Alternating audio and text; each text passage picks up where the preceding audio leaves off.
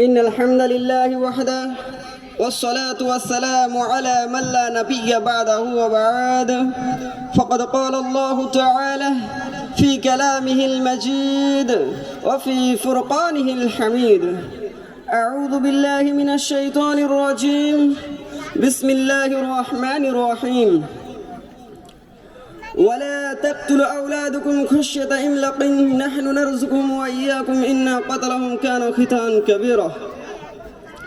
صدر محترم، علماء کرام، مہمانان گرامی اور عزیز طالب علم بھائیوں، آج میں اس دستربندی جلسہ میں جس موضوع کو لے کر لب گشائی کرنا چاہتا ہوں وہ ہے اسلام میں خواتین کا حقوق. نظام کائنات کا فطری تقاضا مرد وزن پر قائم ہے اور کائنات کے ہر شے کی حیات اسی نر و مدہ پر منحصر ہے. اسلام نے خواتین کو کائنات کی سب سے قیمتی اثاثہ قرار دیا ہے، انہیں اعلیٰ و رفع مقام مرتبہ عنایت کیا ہے اور صالح معاشرے کا معمار بتایا ہے. دراصل خواتین معاشرے کا وقار ہے اور عزت و آبرو بھی ہے. زائدگی افزائی اور بلیدگی کے تصورات کے تحت خواتین زمین کے مماثل ہے اور شریف احترام کے اعتبار سے انما النساء شقائق الرجال ابو داؤد 236. عورتیں مردوں کی طرح ہے کہ اتحاد ایک پاکیزہ نفس ہے. اسلام نے خواتین کے لیے ہر شعبہ حیات میں حق متعین کیا ہے. زمانہ اول سے ہی عورات کی ذاب و حالیہ اور مظلومیات کی دستن تاریخ ہستی کا سب سے بڑا المیہ ہے. ہر قوم میں عورتوں کو ایک کمتر درجے کا مخلوق تصور کیے جاتے تھے اور ان کے اوپر جور و ستم و ظلم و زیادتی اور غلامی کے پہاڑ توڑے جاتے تھے. بچوں کو زندہ درگور کر دیا کرتے تھے. اسلام نے انہیں جینے کا حق دیا اور قتل اولاد کو خواتین کے حقوق پہ پیمالی. قتل اولاد بیٹا کی شکل میں ہو یا بیٹی کی شکل میں، دونوں صورتوں میں سنگین جرم ہے. قرآن کریم میں واضح انداز میں ہے وَلَا تَقْتُلُوا أَوْلَادَكُمْ خَشْيَةَ إِمْلَاقٍ نَحْنُ نَرْزُقُهُمْ وَإِيَّاكُمْ إِنَّ قَتْلَهُمْ كَانَ خِطْئًا كَبِيرًا. اور مفلسی کے خواب سے اپنی اولاد کو نہ مارو، ان کو اور تم کو ہم ہی روزی دیتے ہیں، یقیناً ان کا قتل کرنا کبیرہ گناہ ہے. سورہ بنی اسرائیل آیت نمبر 30. نبی صلی اللہ علیہ وسلم نے شرک کے بعد جس گناہ کو سب سے بڑا قرار دیا ہے وہ یہی ہے کہ ان تقتل ولدک خشیۃ یتیم، کا صحیح بخاری صحیح مسلم، کہ تو اپنی اولاد کو اس ڈر سے قتل کر دے کہ وہ تیرے ساتھ کھائے گی. اسلام ایک مہذب معاشرے کے قیام کے لیے خاندان اور سماجی زندگی کو اہمیت دیتا ہے اور شوہر و بیوی کے صحت مندانہ تعلق و تقوی اور ایمان کی علامت سمجھتا ہے. اس بنا پر عدل کا تقاضا یہی ہے کہ خواتین کو معاشی الجھنوں سے مبرہ رکھا جائے. یہی وجہ ہے کہ اسلام میں خواتین کی کفالت مردوں کے کندھوں پر عائد کی ہے. حاکم بن کیشری اپنے باپ سے نقل کیا ہے، وہ کہتے ہیں کہ میں نے کہا اللہ کے رسول، شوہر پر بیوی کا کیا حق ہے؟ تو آپ صلی اللہ علیہ وسلم نے فرمایا جب تم کھاؤ تو اس کو بھی کھلاؤ اور جب تم پہنو تو اس کو بھی پہناؤ اور اس کے چہرہ پر نہ مارو اور اسے برا بھلا نہ کہو اور اسے گھر کے علاوہ کہیں جدا نہ کرو. ابو داؤد 2142 اور ابن ماجہ میں 1850. صالح اور بہترین معاشرے کے لیے پاکیزہ عورت کی ضرورت ہے. پاکبازی اور خدا ترسی کے لیے تعلیم حاصل کرنا ضروری ہے.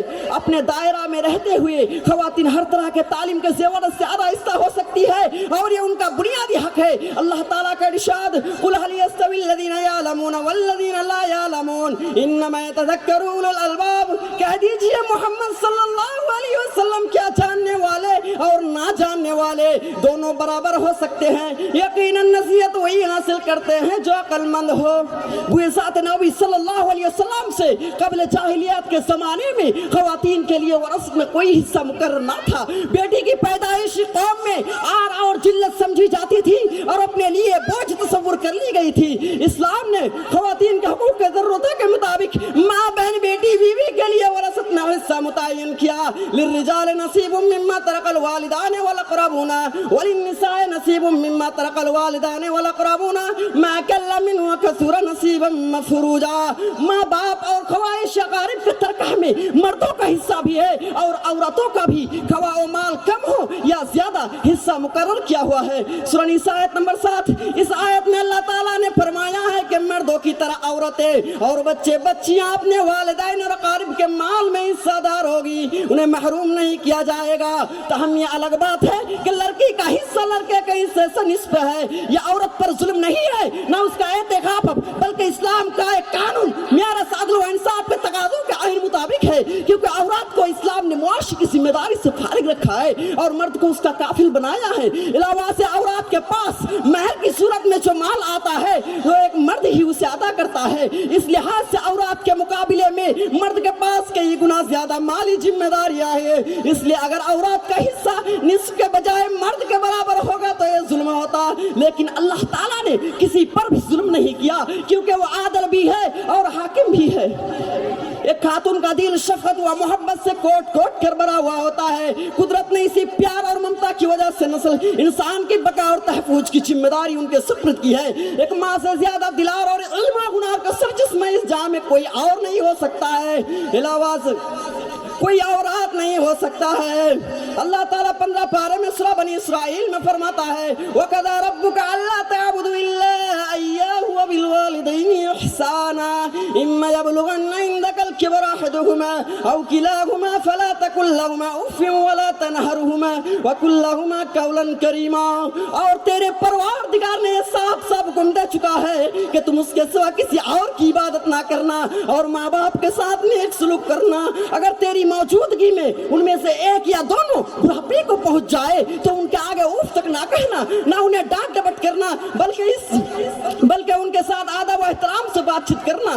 اسی طرح بہن بیٹی کے ساتھ حسن معاشرات کی تاکید آئی ہے۔ عائشہ رضی اللہ تعالی عنہا سے روایت ہے کہ رسول صلی اللہ علیہ وسلم نے فرمایا ان من اکمل المؤمنین ایمانا احسنهم خلقا واطفاهم باہلہ، ایمان کے لحاظ سے کامل ترین وہ شخص ہے جس کا اخلاق اچھا ہو اور اپنے اہل و عیال پر بہت مہربان ہو۔ ایسا میں اپنا تقریر کو ختم کرنا چاہتا ہوں۔ آخر میں اللہ تعالیٰ سے دعا ہے کہ ہم تمام مسلمان بھائیوں کو ماں باپ کی خدمت کرنے کی توفیق عطا فرمائے، آمین۔